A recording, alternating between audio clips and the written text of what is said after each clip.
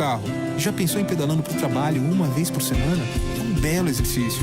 E você que tá com sono essa hora, para dormir melhor, experimenta parar de mexer no celular meia hora antes de ir pra cama.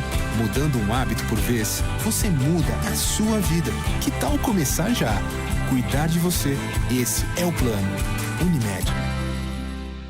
Olá, graça e paz. Eu sou o Cleiton Silva e quero convidar você para estar comigo todos os sábados, das 3h30 às 4h30 da tarde, no programa Conectados na Palavra, aqui na Rádio Educadora AM 1020. Não perca nosso momento especial de fé e comunhão, que vai abençoar você e a sua família. Nos acompanhe também em todas as plataformas, no YouTube, no Facebook e no celular. Eu espero por você.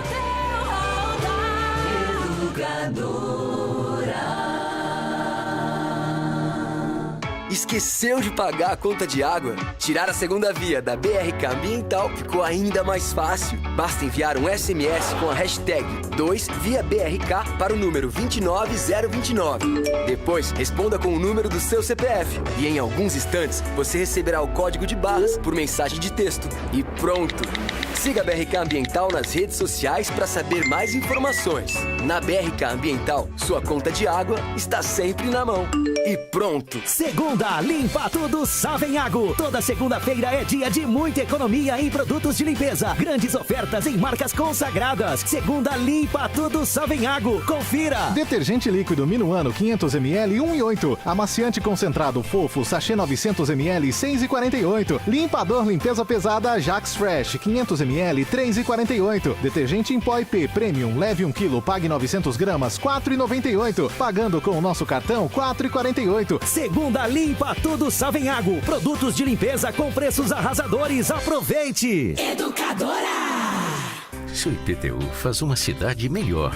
Em pouco tempo, a atual administração realiza as melhorias que a nossa cidade precisa. Por toda parte, os resultados da aplicação do IPTU aparecem. Manter o IPTU em dia é investir em Limeira. A primeira parcela, o pagamento à vista, podem ser pagos de 10 a 19 de abril. E você ainda pode baixar no site a segunda via do carnê e fazer o pagamento online. Prefeitura de Limeira, unindo forças por uma cidade melhor.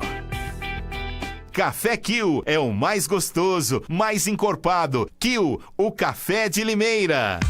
Para falar com a sua educadora, use o WhatsApp 992225124. Promoção Fique em Dia com a Sorte. Você que é cliente Bom Pastor concorre toda semana a R$1.000 pela Loteria Federal. Para participar, basta manter em dia as mensalidades do seu plano. Eu sou o Geraldo Luiz e este plano eu garanto. Eu assino embaixo. Promoção Fique em Dia com a Sorte. Planos de assistência funeral Bom Pastor. Sorteios vinculados a títulos de capitalização emitidos pela Mafre Capitalização. SUSEP número 15414-0017221, paga 2012-94. Regulamento completo no site www.grupobopastor.com.br.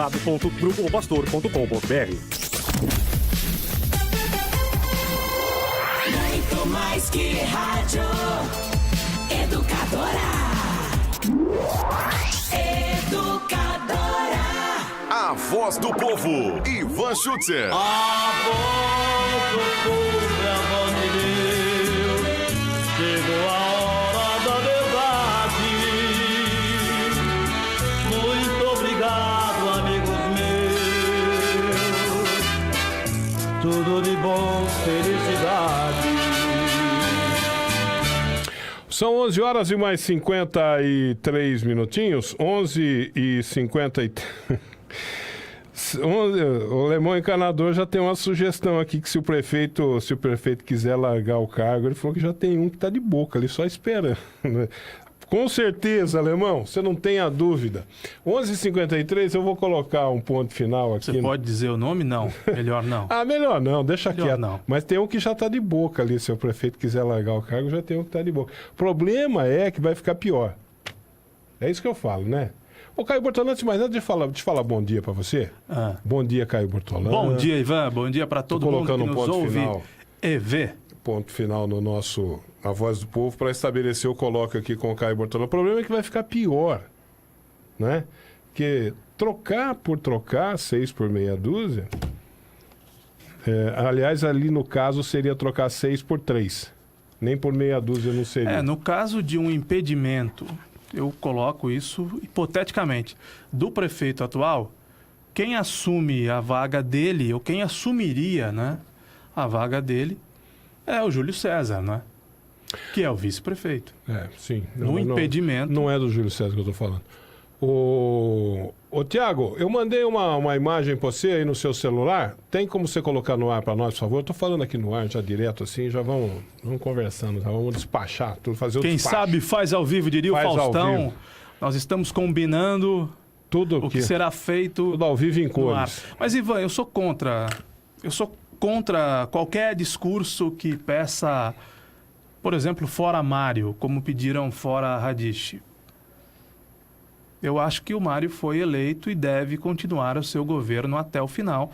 E depois, provavelmente, será candidato à reeleição. E aí, se a população julgar que ele não deve voltar à prefeitura, que não vote nele, como aconteceu com Paulo Radish, né? Paulo Radish completou seus 4 anos de governo, foi candidato à reeleição, foi mal avaliado, mal votado, não votou. Essa coisa de fora Radish, eu sempre fui contra, e fora Mário, a não ser que exista alguma razão muito clara, também. Como, por exemplo, o que levou o Silvio Félix à cassação. Aí tudo bem, aí fora Félix, né? Foi cassado com justiça e com justeza. Agora, no caso do Mário Botion, não, deixa ele continuar o governo também sou até o final, e o Paulo Radish da mesma forma. Pela legalidade e pela manutenção do funcionamento das instituições e pela legalidade. As instituições têm que... Eu estou lendo um livro, rapaz, estou lendo um livro sobre a época... É um período da história do mundo que me fascina, o período da ascensão do nazismo na Alemanha e consequência, a Segunda Guerra Mundial, com tudo que aconteceu, né? Mas o período da ascensão do nazismo na Alemanha, aquela história o que levou Hitler, o que levou o povo alemão a comprar a ideia de Adolf Hitler. O que levou o povo alemão a comprar o discurso de Hitler, né? E tem tudo disso de quebra do funcionamento das instituições, né? Da legalidade. Mas Hitler aumentou o nível de emprego e fez a roda da economia da Alemanha girar. Não tem dúvida. Além de ser talvez, em termos de oratória, um dos maiores oradores da política de todos os tempos. Sim. E antes que me critiquem, eu estou me referindo ao Hitler orador e ao Hitler, não ao Hitler patrocinador dos terrores do nazismo. Sim. Né? Eu estou me referindo ao Hitler enquanto presidente. Esse elogio que diminuiu o desemprego, melhorou a economia e ninguém tinha a oratória dele, sobretudo na época, e talvez historicamente ninguém tivesse a oratória de Adolf Hitler, que assumiu a Alemanha, embora fosse austríaco.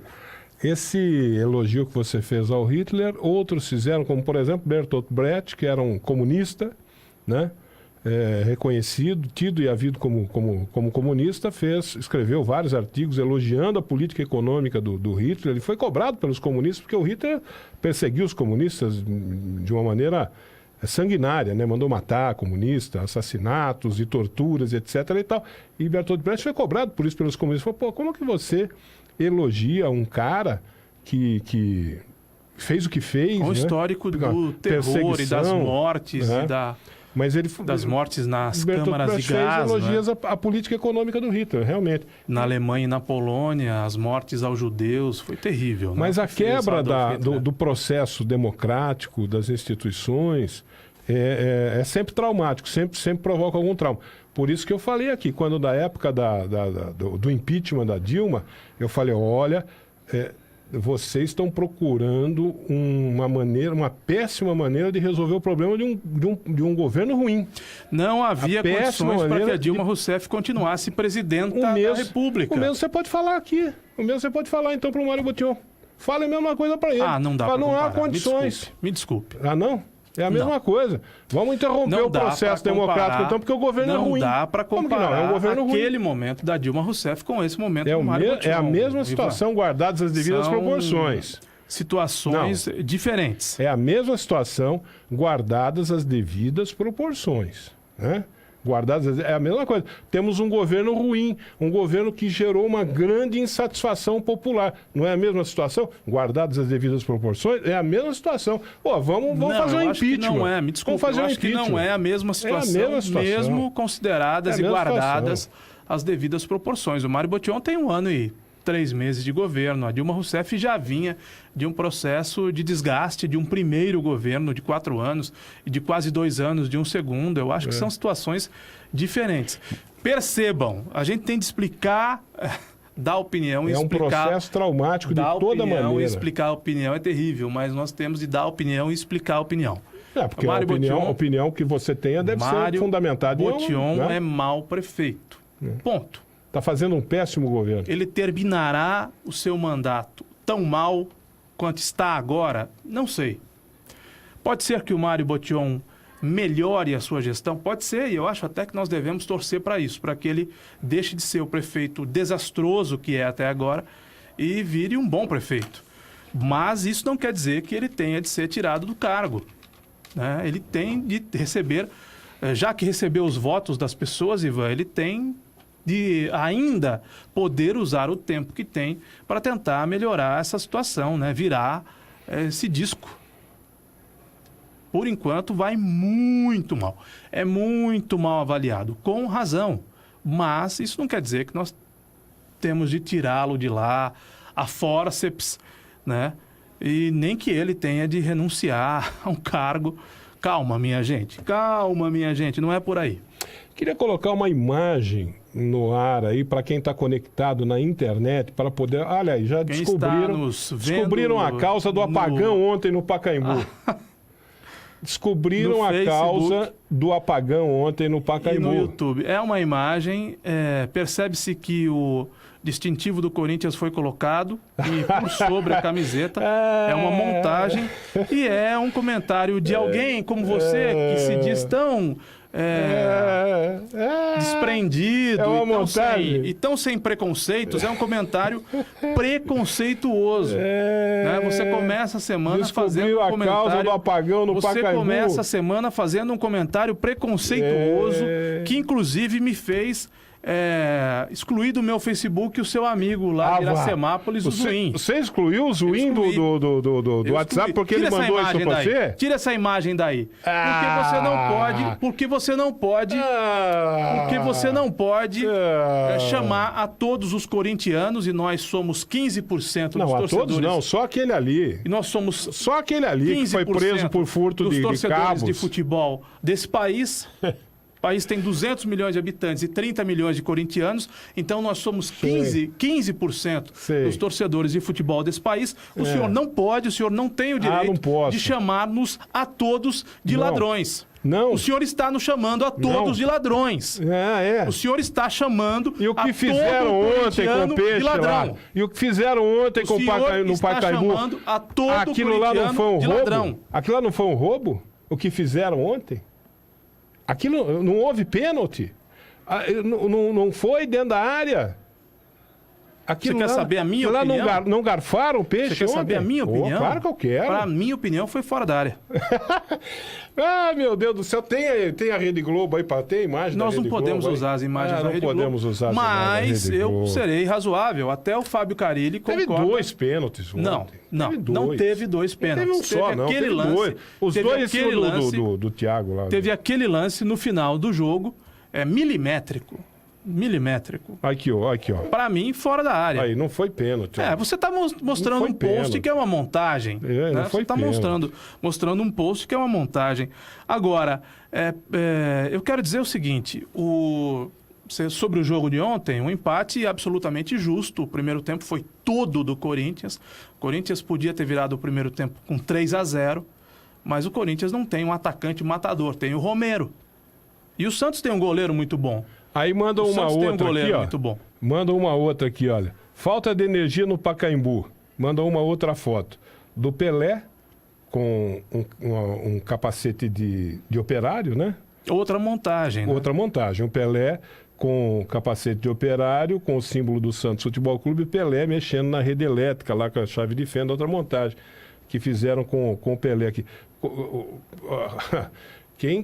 Quem provocou apagão no Pacaembu foi o Corinthians. Foi o Corinthians. O Corinthians fez ontem. Foi o Corinthians. O Corinthians fez ontem aquilo que o senhor está fazendo afirmações irresponsáveis aqui. Primeiro o senhor começa fazendo uma afirmação preconceituosa no sábado, com relação ao corintiano. No sábado, e agora você está falando sobre... Está afirmando que o Corinthians causou apagão. O senhor tem de responder isso. Tome cuidado com o que o senhor fala, hein? No sábado, o João Valim, técnico da Internacional, ao final da transmissão esportiva aqui com a equipe Gazeta Educadora, o João Valim, que a Inter perdeu de 4-3, ganhando de 3-1. A Inter estava ganhando por 3-1. Estava ganhando o jogo de 3-1, perdeu por 4-3. Aí o João Valim, entrevistado no final do jogo, disse o seguinte, ele usou a seguinte expressão: o time sentou na bunda. O que quer dizer isso, essa expressão, time sentou na bunda? Essa expressão é uma expressão usada no futebol para um time que está ganhando e... Na verdade, ele usou outra expressão. O time colocou a bunda lá atrás.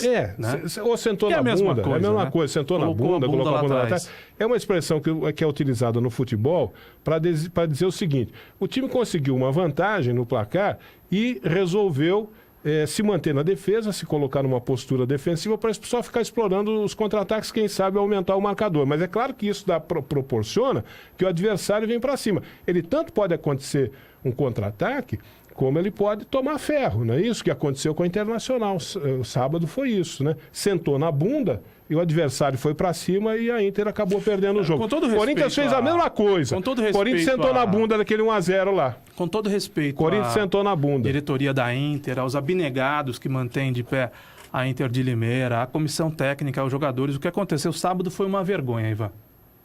Foi uma vergonha, né? A Internacional foi jogar 2 partidas fora de Limeira. Eu tinha a expectativa que trouxesse 6 pontos. Poderia ter trazido 4 pontos ou 3 pontos e não trouxe nenhum. Jogou uma partida de 6 pontos contra o time do Sertãozinho, fez 3-1 e permitiu a virada. É uma vergonha. Por que foi uma vergonha? É uma vergonha. Por quê? O time abre 3-1 e permite uma virada. Mas não pode acontecer? Num tempo. Pode acontecer? Num tempo. Não pode acontecer? A Internacional toma em questão de... Na verdade, não foi nem um tempo, né? Eu já falei aqui. Em 30 minutos, a Internacional toma 3 gols. Eu já falei aqui. A Inter não conseguiu segurar um empate, sequer um empate. O time da Inter é um time limitado. É um time que tem suas limitações. É um time que oscila. Ele oscila pra caramba. Eu já vi jogos belíssimos da Internacional e vi jogos... Meu Deus, ridículos da Internacional. De todo modo. É um time que tem suas limitações. De todo modo. Time para se manter na 2, não vai ser campeão da 2. Parabéns à Inter por ter conseguido manter-se na Série A2. Sim. E a impressão que fica, mesmo, eu acho até que é uma impressão equivocada, mas é que a Inter não quer subir. A impressão que fica é essa, né? Porque pega o Juventus, que tinha 3 pontos, e perde do Juventus. Ah, mas jogou fora, o Juventus é complicado. Aí pega o Sertãozinho, faz 3-1 e o Sertãozinho vira. Então, dá a impressão que a Inter não quer subir. Que tá bom, ficar na A2 tá bom. Eu acho uma aposta equivocada, mas é minha opinião. Por quê? Vamos montar uma estrutura, vamos estruturar a equipe para aí sim pensar em Série A1. E aí passa-se 1 ano, 2, 3, 4, 10 anos e essa estrutura não consegue ser montada. Ô, Caio. E aí o time nunca vai para a Série A1. A Série A2 tecnicamente é melhor que a 3, você concorda comigo? Melhor. Eu acho que falta ousadia a esse pessoal. Aliás, um pessoal bacana, falta ousadia ou falta dedicada. Dinheiro? Falta ousadia, Não, Ivan. falta dinheiro. Falta ousadia. Ousadia eu duvido, falta dinheiro. Tecnicamente, Ivan, a Inter de Limeira perdeu para a Ponte Preta e podia ter ganhado da Ponte Preta em Campinas. Perdeu para a Ponte em Campinas porque no detalhe. Porque é outro time que está em formação também. Perdeu, tá em formação. Não interessa, Ivan. É um time de moleques em formação. A Inter perdeu para a Ponte no detalhe, Ivan. Sim. A lógica era ter perdido. A lógica até era ter sido goleada. E perdeu para a Ponte no detalhe. Por isso que esse time tem que ser valorizado. Esse time da Inter... time é um time da 3 que está disputando a 2. Esse time da Inter podia ter feito 4 pontos em 6, poderia estar hoje no G4. Viu? Esse time é um time da A3 que está disputando a 2 e está disputando bem a 2 por ser um time de A3. Está muito bem, Ivan. Só que é o tal do algo a mais, Ivan. Eu acho que a campanha é belíssima, o time não vai cair. É uma campanha, sobretudo, vitoriosa das pessoas que mantêm viva a Internacional porque falta dinheiro, porque há bloqueios de rendas. Eu entendo tudo isso. Agora, a Internacional poderia ter feito 6 pontos, ou 4, ou 3 e não fez nenhum. E digo mais, brincadeiras à parte, zoações à parte, gozações à parte, que faz parte do futebol. A gente pode brincar à vontade, porque o futebol é para isso mesmo, né? Futebol é esporte, né? O esporte é para isso, para você fazer amizade, para você brincar, para você se divertir, etc. e tal. Brincadeiras à parte. Corinthians e Santos. 2 times ruins. 2 times ruins que doem. O Corinthians ainda tem um mérito de ter uma organização, de ter uma estrutura tática. Ele está muito melhor organizado do que o Santos. O Santos, em termos táticos, é uma desestruturação total. O Corinthians está melhor organizado taticamente. Começou faz 2 meses, né? O Corinthians joga assim faz anos. Não sei se vai chegar lá. O Corinthians faz anos que joga assim, com Tite, com Mano, com Tite de novo. Pode ser que chegue. E com Carille, que é discípulo dos dois. Pode ser que chegue. O Corinthians, pelo menos, tem uma organização tática. Você percebe que é um time organizado taticamente. Mas são 2 times ruins de doer. Santos e Corinthians. Ô, Ivan, eu acho que no jogo de ontem, o primeiro tempo foi do Corinthians, o segundo tempo foi do Santos. Você tem razão. Mas não é que o Corinthians se acomodou com o resultado. O Corinthians sempre se acomoda com o resultado. O Corinthians fez 1-0. Do jogo do Corinthians. Poderia ter feito 2-0 numa defesa maravilhosa. Poderia ter feito 2, poderia ter feito 3. Do Vanderlei no segundo tempo. Tomou um gol aos 43 do segundo tempo. Ou seja, até os 43 do segundo tempo deu certo. O Corinthians faz sempre isso, Ivan. E o Santos, veja bem, não são times de encher os olhos de ninguém, né? Mas estão na média do futebol brasileiro. Sim, né? Porque o São Paulo, futebol brasileiro, o São Paulo ganhou da Linense, virtualmente rebaixada, com um gol aos 47 do segundo tempo, e era para o São Paulo ter perdido o jogo. Que me perdoe o São Paulino, eu vi um pedaço do jogo. O São Paulo não jogou ontem contra a Linense. O São Paulo tinha que ter perdido o jogo. Ganhou aos 47 do segundo tempo. E mesmo o Palmeiras, que tem essa injeção de dinheiro do patrocinador, e o Flamengo, e o próprio Cruzeiro, e o Grêmio de Porto Alegre, nenhum desses times, Ivan, tidos e havidos como favoritíssimos esse ano, tem jogado um futebol encantador. Sim, né? Sim. O Palmeiras tem jogado o futebol que o investimento em reforços pressupunha? Não. Que enche os olhos do seu torcedor? Não. De jeito nenhum. Não.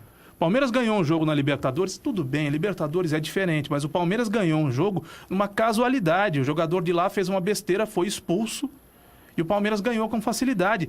11 contra 11, o Palmeiras poderia até ganhar o jogo, mas ganharia com dificuldade. Ontem ou anteontem, o Flamengo lá no Rio de Janeiro ganhou do Botafogo com as calças na mão. E o elenco do Flamengo também é milionário. Também. O Cruzeiro ganhou do Atlético Mineiro com as calças na mão. E o Cruzeiro é melhor que o Atlético Mineiro. Então, Santos e Corinthians não estão muito longe da média do futebol brasileiro. São times competitivos no futebol, aí você tem razão, num futebol muito ruim, né? A lógica é que o Palmeiras vá se destacar, que o Grêmio vá se destacar ao longo do ano. O Flamengo, o Cruzeiro podem fazer algum barulho, mas Corinthians e Santos terão equipes competitivas, Ivan. Porque o Santos ganhou do São Paulo, o Santos vendeu caro a derrota para o Palmeiras e o Santos ontem empatou com o Corinthians. E o Corinthians não perdeu nenhum clássico. Quer dizer, a média é muito baixa. Nós estamos falando média é muito baixa. Você está falando de resultado. Eu estou falando de qualidade técnica. Qualidade técnica, Corinthians e Santos, 2 times ruins. 2 times ruins. O Corinthians se mostra melhor porque é mais organizado taticamente do que o Santos. O Santos não tem organização tática, né? Pode ser que venha a ter, pode ser que o Jair consiga dar um estilo de jogo para aquele time lá, mas por enquanto não tem. Você vê que de repente, né, vai para cima, é igual como também outra linguagem do futebol, outro jargão do futebol, time de índio, né? Vai para o ataque e abandona toda a defesa lá atrás, né? Você vê que o Corinthians, quando armava os contra-ataques, dava um suador na defesa do Santos. Dava frio na barriga de ver o Corinthians Agora, vencer. o Santos tem um ótimo goleiro, que é o Vanderlei. Tem 2 bons zagueiros, o David Braz e o Lucas Veríssimo, que foi criado na Vila, né? Lucas Veríssimo? Lucas Veríssimo foi criado na Vila. Menino da Vila. Tem um legítimo. bom volante, o Alisson, criado na Vila. Tem esse Rodrigo também, criado na Vila. Alisson, esse rapaz, olha, é um capítulo à parte. Esse rapaz é de uma escola que tem na Vila Belmiro também. Se fala muito da escola, do DNA do Santos. A criação de volantes, né? Nós tivemos o Zito, né? Um grande volante que está lá estampado na braçadeira do Santos, a inicial do nome dele, né? O Zito.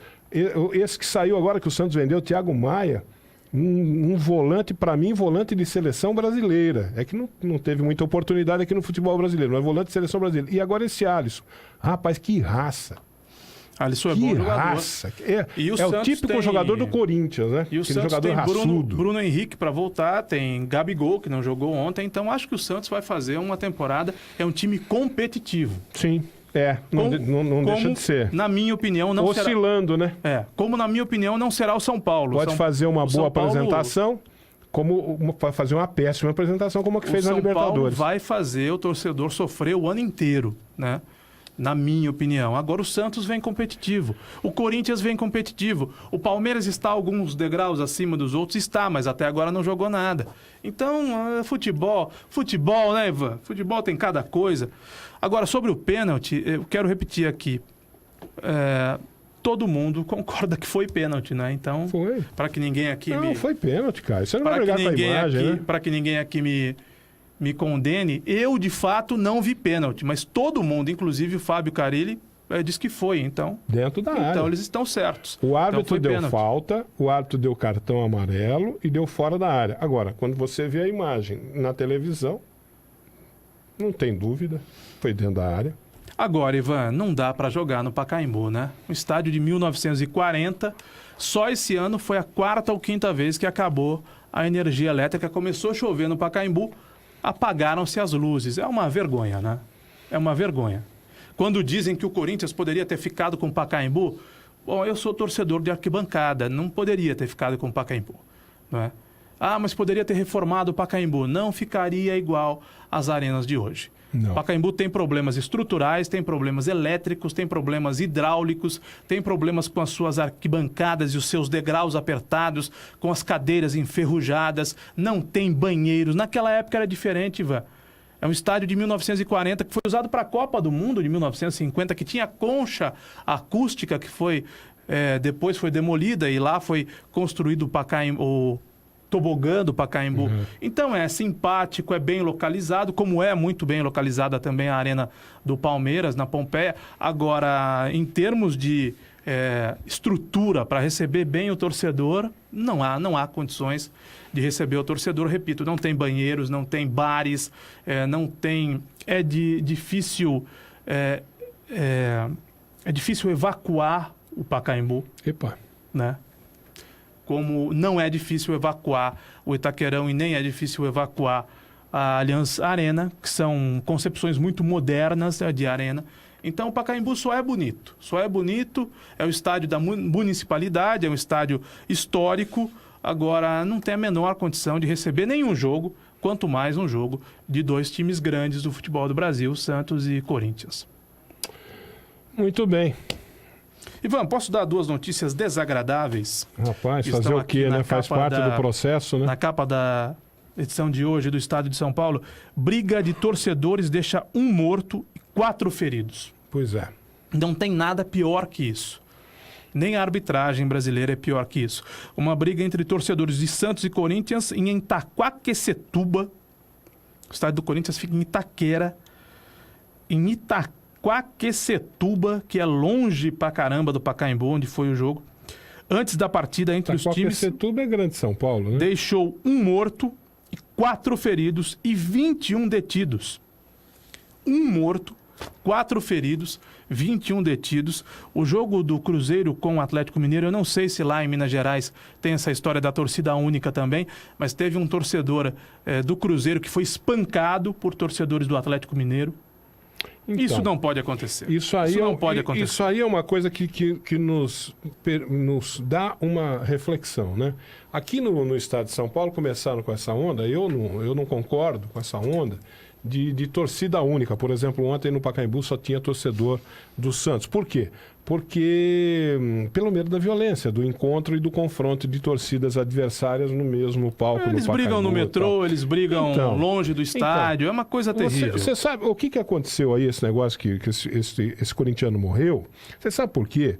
Porque, olha como eles fazem, são táticas de guerrilha.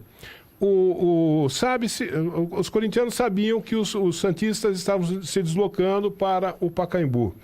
E sabiam que ia passar um ônibus ali de Itaquá, sei lá da onde, ia sair um ônibus, ia passar ali e tal, no lugar tal.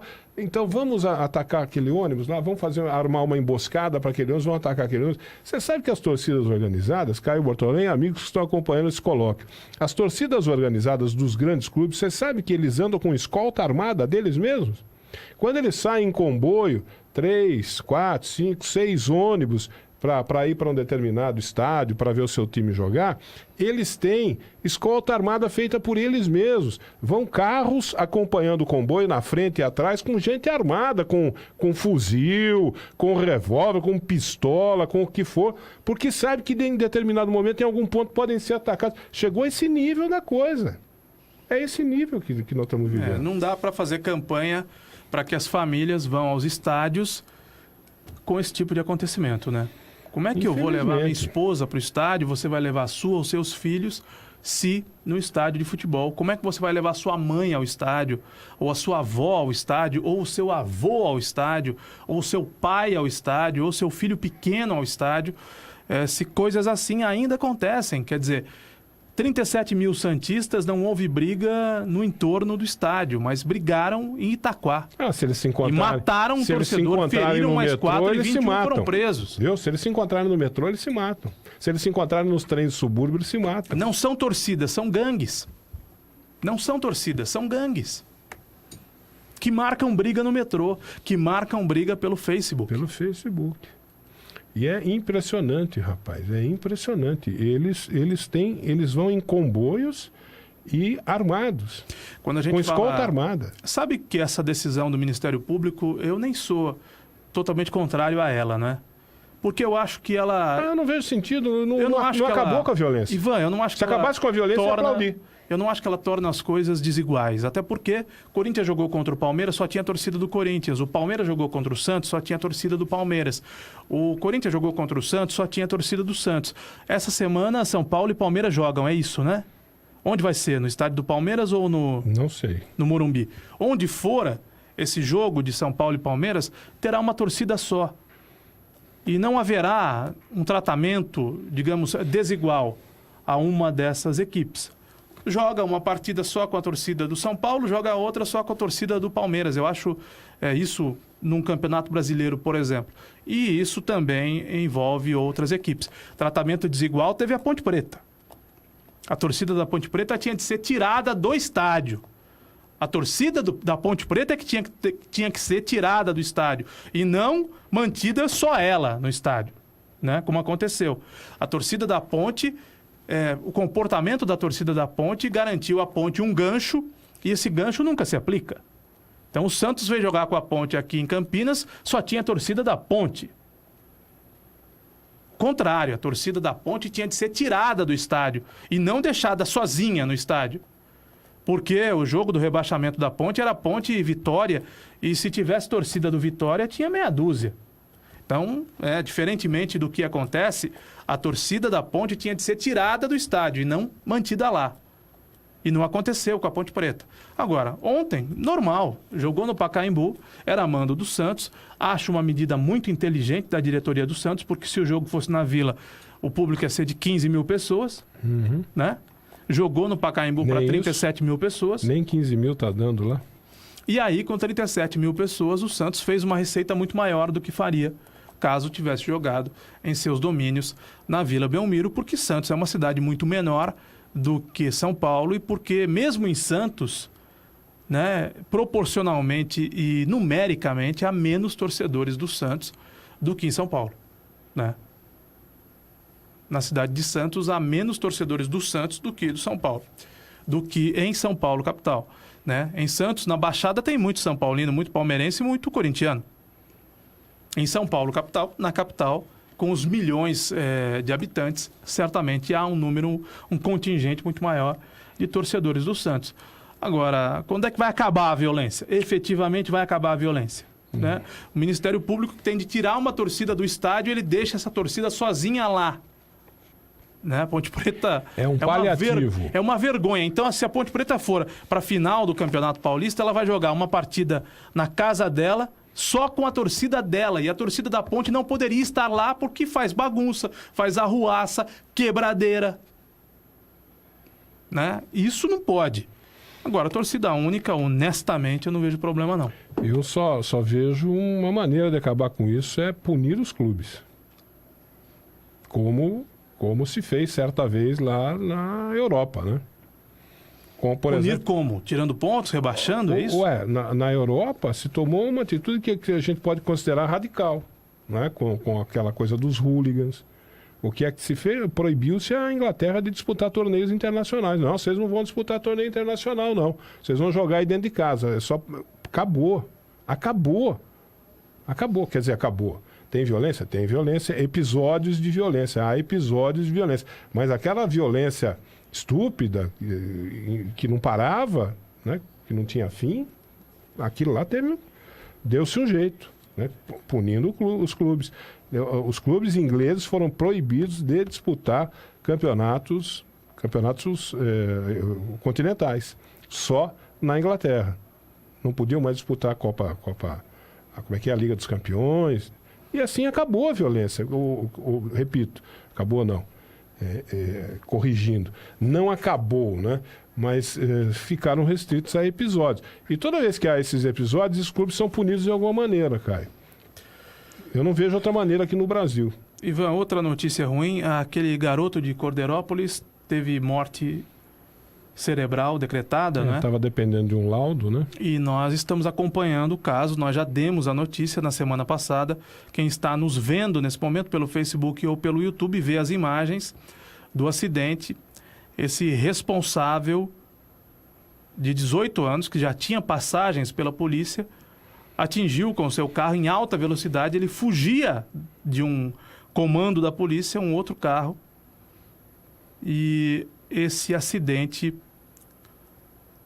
custou a vida de um menor de 10 anos. Nós vamos abordar esse assunto na programação da Educadora e também no Facebook da Educadora. O que será que esse estúpido pensou ali naquele momento? Ele queria fugir da polícia, não é, Ivan? Ele queria passar, ele pensou que ele era um helicóptero, estava pilotando um helicóptero, sei lá. Alguma coisa ele tinha de esconder das autoridades policiais, não é? Porque ele vai em altíssima velocidade, ele nem percebe, ou se percebe, tenta frear e não consegue, e atinge o carro Fiat Uno preto, causando a morte de um menor, além de um trauma para essa família. Esse é outro Meus problema, sentimentos né? à família, porque esse tipo de trauma causado é um trauma difícil de ser, superado, né?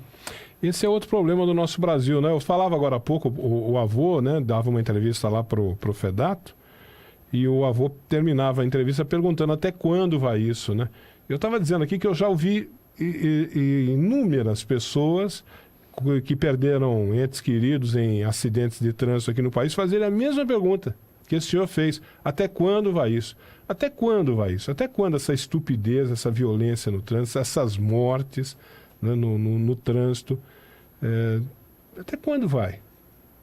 A gente fica se perguntando. Olha, Ivan, eu podia até pegar leve, né? Porque poderia ter sido só um acidente de trânsito de um menor, que não era o caso, ele não era um menor, mas um condutor sem habilitação, né?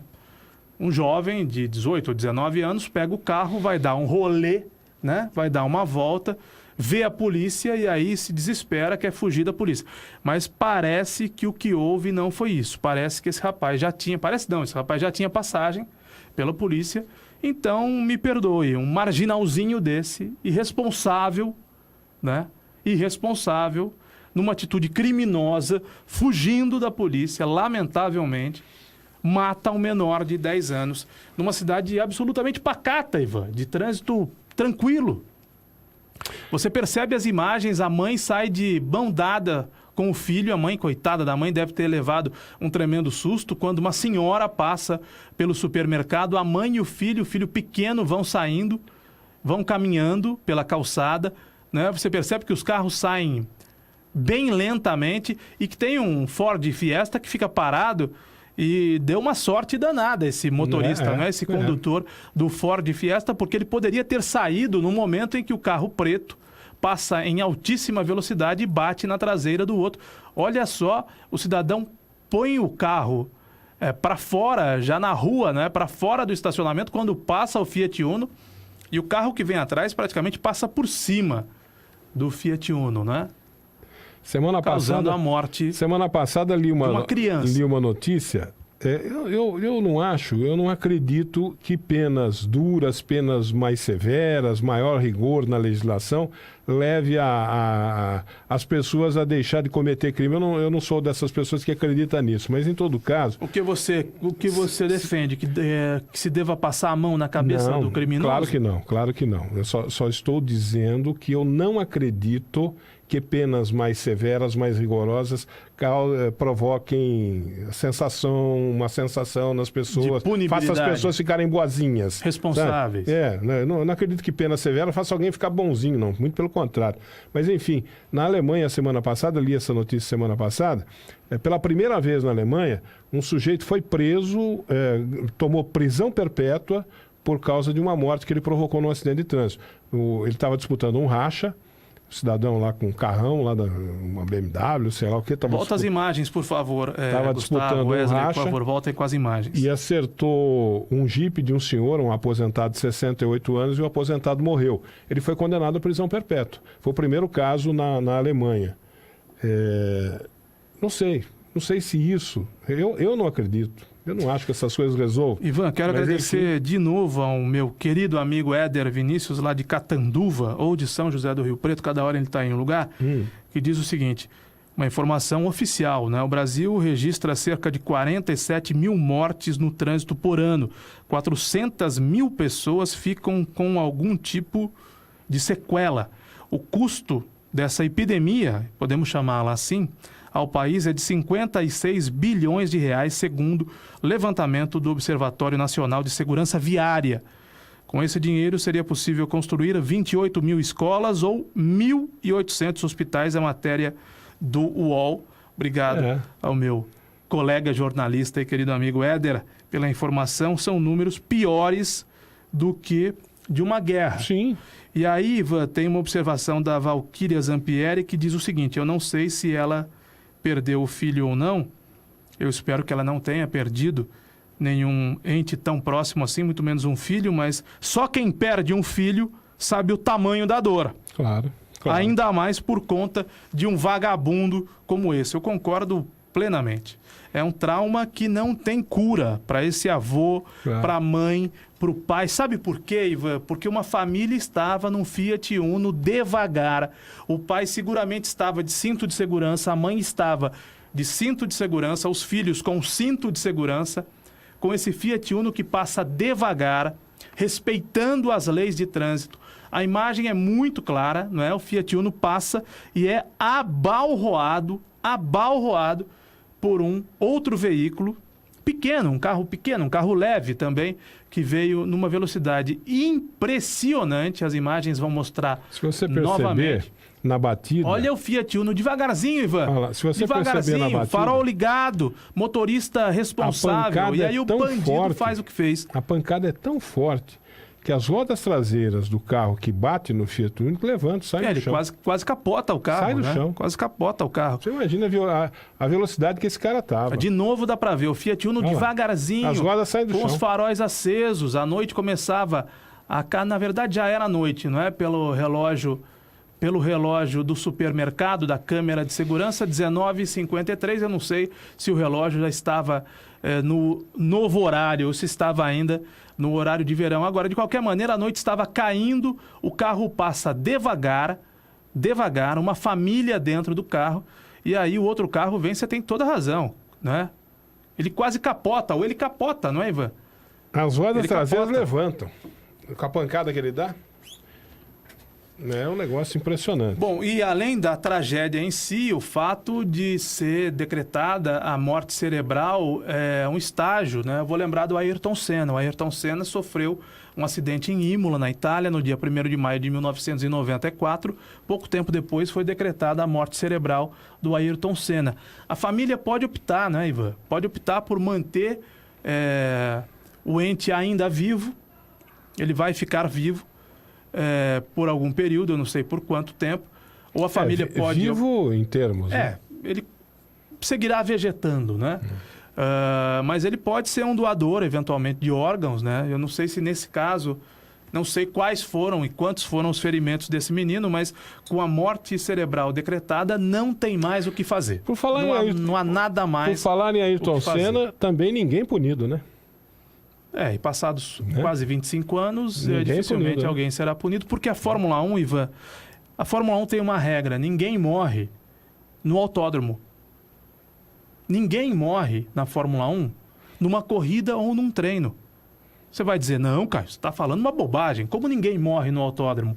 Não, eu não estou falando bobagem, não. Eu não sou um jornalista especializado em automobilismo, mas eu sou um fã do esporte a motor. Na Fórmula 1, ninguém morre no autódromo. É evidente que o Ayrton Senna morreu no autódromo. Eu não sou médico, mas é evidente que ele morreu ali.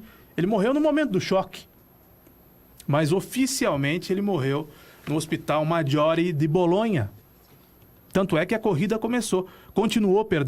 E você sabe por que ninguém morre no autódromo, Ivan? Porque a Fórmula 1 são eventos, as corridas são eventos. E caso a morte do Ayrton Senna tivesse, naquele 1994, sido confirmada na corrida, a corrida teria que acabar, Ivan. E o prejuízo dos organizadores? Por isso que eu estou falando. Quer E dizer, os ingressos até vendidos, hoje, e a televisão nada. no mundo inteiro, e os patrocinadores. Ninguém foi punido. Então, na Fórmula 1, lamentavelmente, ninguém morre. E tomara que ninguém mais morra. Agora criaram o halo, né?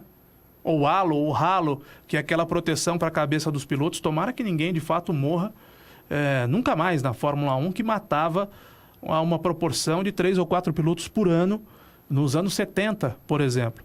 Faz muito tempo que alguém não morre na Fórmula 1 e a última morte foi do Jules Bianchi no GP de Suzuka, no Japão. Foi um acidente bizarro, porque ele não morreu pelo acidente, ele morreu porque o carro dele foi parar debaixo de um daqueles guindastes que levantam os carros quando os carros saem da pista. Então, na Fórmula 1, mesmo que o piloto tenha morrido na pista, ninguém morre na pista. Porque se for confirmada a morte do piloto na pista, a corrida tem que ser suspensa. Mas a Fórmula 1 é um esporte, não é, Ivan? E a vida real é lá em Cordeirópolis, é aqui em Limeira, é nas ruas, é todo dia, não é? E a gente, nós, né, mal educados que somos, né?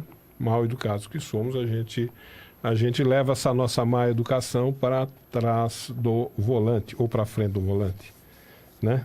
Daí que dá no que dá, né? Dá nisso daí.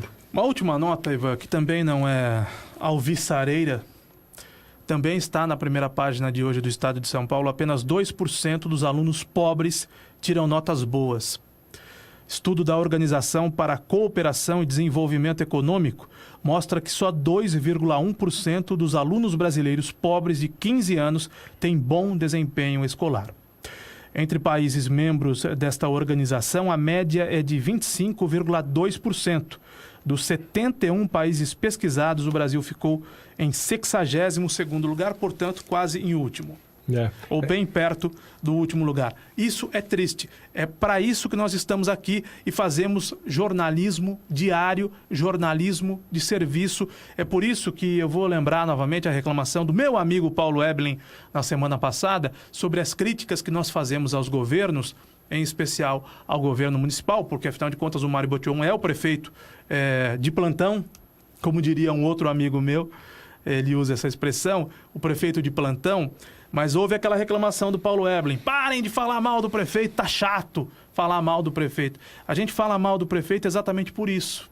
Porque no Brasil há muitos pobres. E pobres que dependem do transporte público, da escola pública, da saúde pública, do remédio que não é entregue a essas pessoas, da segurança pública.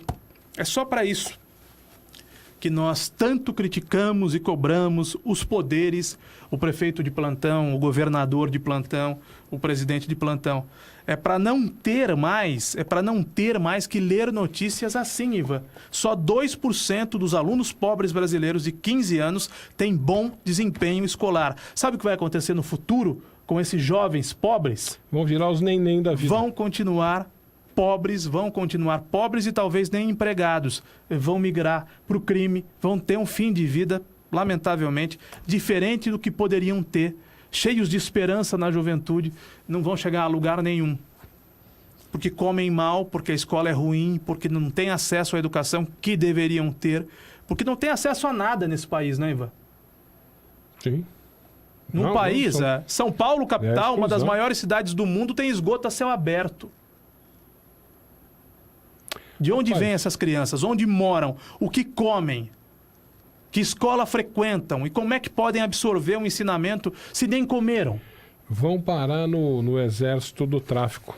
A grande maioria, infelizmente, vai parar nesse exército do tráfico. Vai parar nas cadeias, né?